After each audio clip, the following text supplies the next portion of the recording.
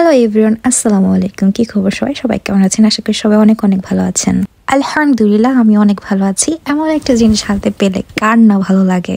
কোনো ওয়েট না, ফাইনাল লুকটা জাস্ট দেখেন। ইন টোটাল সব মিলে কেমন লাগলো ওটা আমি পরে বলছি। আমি গত ভিডিওতে দেখিয়েছিলাম আমি এই অয়েল বার্নারটা কিনেছিলাম ক্রিসমাস কালেকশন থেকে। আর এটাকে বার্ন করার জন্য আমি আনসেন্টেড 100 পিস এর ক্যান্ডেলগুলো নিয়ে এসেছি। আর এই কাটারগুলো দিয়ে এখন কাটাকাটি হবে আর কি। এই অয়েল বার্নারটা এত সুন্দর, এমনিই রাখতে ভালো লাগছিল, বাট খুলতে তো হবেই। আমি যেখান থেকে কিনেছি ওখানে ফুল সেট এখন অ্যাভেলেবেল নাই, বাট অয়েল সেটগুলো অফারে চলছে। তো আমি মনে মনে ভাবছিলাম যদি আমার কাছে ভালো লাগে তাহলে হয়তো অয়েল সেটগুলো অফারে আমি নিয়ে আসবো। এখানে 3টা ফ্র্যাগনেন্স আছে, বাট আজকে আমি বোল্ড অরেঞ্জটা ইউজ করব।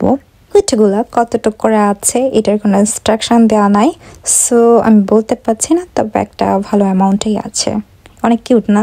সব কিছু আঠা দিয়ে লাগানো ছিল, তো খুলতে একটু প্রবলেমই হচ্ছিল। তো ফাইনালি আমি এটা খুলে নিলাম। দেখতে অনেক সুন্দর লাগছিল, আমার কাছে খুবই ভালো লাগছে। এটা পিছনে যে আরেকটা ডিজাইন আছে আমি এটা খেয়াল করি নাই, পরে দেখছি দুই পাশে 2টা ডিজাইন।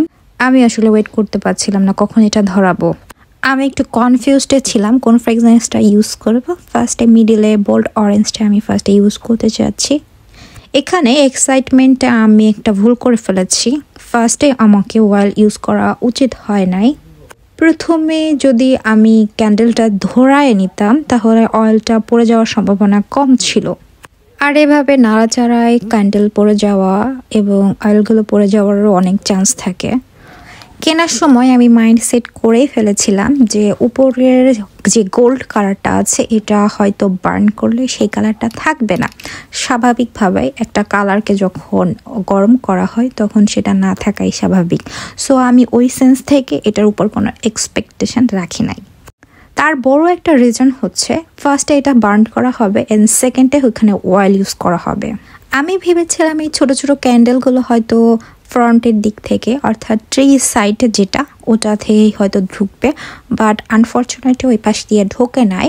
পিছনের পাশে যে অন্য একটা ডিজাইন ছিল ওই পাশ থেকে ইজিলি ভাবে এটা ঢুকে গিয়েছে। এখন আসি আমার কাছে ইন টোটাল কেমন লেগেছে। টু বি অনেস্ট, এটার কালার, গেট আপ এবং ইচ অ্যান্ড এভরিথিং আমার কাছে খুব ভালো লেগেছে।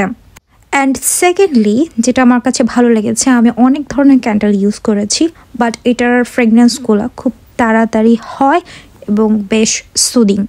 অল্প টাইমে কোনো ধরনের কুকিংয়ের স্মেল বা ব্যাড স্মেল থেকে দূর করার জন্য এই বার্নারটা বেস্ট।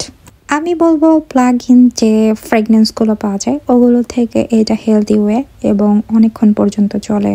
এটা নেগেটিভ সাইড একটাই আমি পেয়েছি, উপরে কালারটা হালকা চলে গিয়েছে। প্রাইস অনুসারে ইটস ওকে। এই ছিল আমার ভিডিও। ভালো থাকবেন সবাই। নেক্সট কোনো ভিডিওতে আবার দেখা হবে, ততদিন পর্যন্ত আল্লাহ হাফেজ।